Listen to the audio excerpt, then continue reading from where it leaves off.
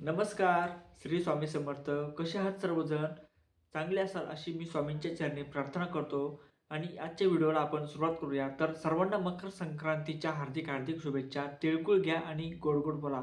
तर मकर संक्रांतीला कोणत्या चुका करू नये आणि वाण म्हणून तुम्ही कोणत्या वस्तू देऊ शकतात, त्याच्याविषयी आपण एक छोटीशी आयडिया तुम्हाला देणार आहे. तर व्हिडिओ शेवटपर्यंत अवश्य पहा. व्हिडिओला एक लाईक करा, चॅनलला सबस्क्राईब अवश्य करा आणि इतरांपर्यंत देखील हा व्हिडिओ अवश्य शेअर करा. तर चला आपण आज पहिल्यापासून पाहूया. तर मकर संक्रांतीला असे म्हटले जाते की तिळगुळ घ्या, गोड गोड बोला. म्हणजे याविषयी सगळ्यांविषयी प्रेमाने बोला. तर या दिवशी म्हणजेच मकर संक्रांतीच्या दिवशी कोणाशीही रागाने बोलू नये. तसेच कोणाला देखील शिवीगाळ करू नये. आपल्या तोंडून कोणतेही अपशब्द काढून दुसऱ्याचे मन दुखावू नये. दुसरी गोष्ट म्हणजे या दिवशी घराबाहेर आलेल्या गरजू व्यक्तीला मदत अवश्य करावी. त्यांचा अपमान करू नये. या दिवशी नवीन कामांची सुरुवात करणे शुभ मानले जाते. नवीन गुंतवणूक, नवीन व्यवसाय, नवीन नोकरी सुरू केल्याने समृद्धी येते. तर मकर संक्रांतीच्या दिवशी रात्रीचे शिळे अन्न अजिबात खाऊ नये. यामुळे तुमच्यामध्ये नकारात्मकता येऊ शकते. मकर संक्रांतीच्या दिवशी मांसाहारी पदार्थ, दारू, कांदा, लसूण यांचे सेवन करू नये. या दिवशी शक्य तेवढा सात्विक आहार घ्यावा. या दिवशी चुकूनही कोणत्या गरजू व्यक्तीचे किंवा वृद्ध व्यक्तीचा अपमान तुम्ही करू नका. या दिवशी कोणालाच त्रास देऊ नका. तर या दिवशी घरामध्ये कलह, भांडण, तंटा किंवा वादविवाद करू नका. घरामध्ये माता लक्ष्मीचा यामुळे वास राहत नाही आणि आयुष्यभर कटकटी तुमच्या घरामध्ये राहतील. तर मकर संक्रांतीच्या दिवशी अंघोळ करून सूर्यदेवाला जल अर्पण करा.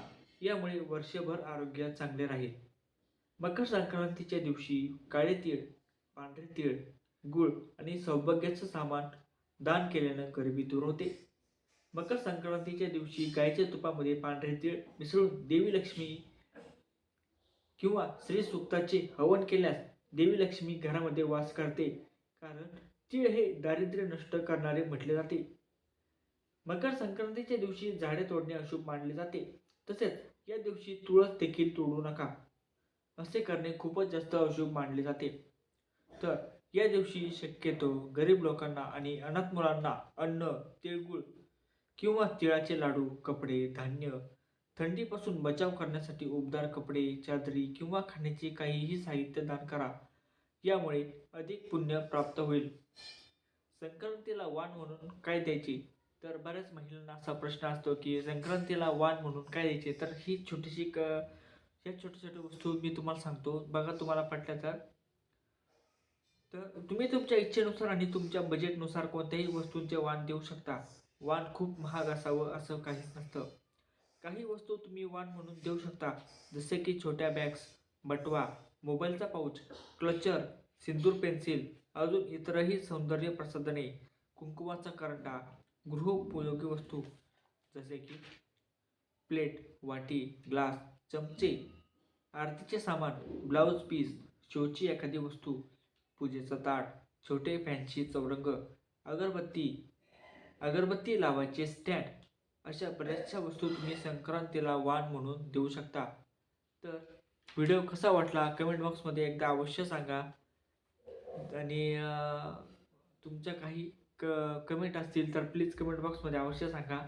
हे व्हिडिओ देखील अवश्य पहा. तर नमस्कार. श्री स्वामी समर्थ.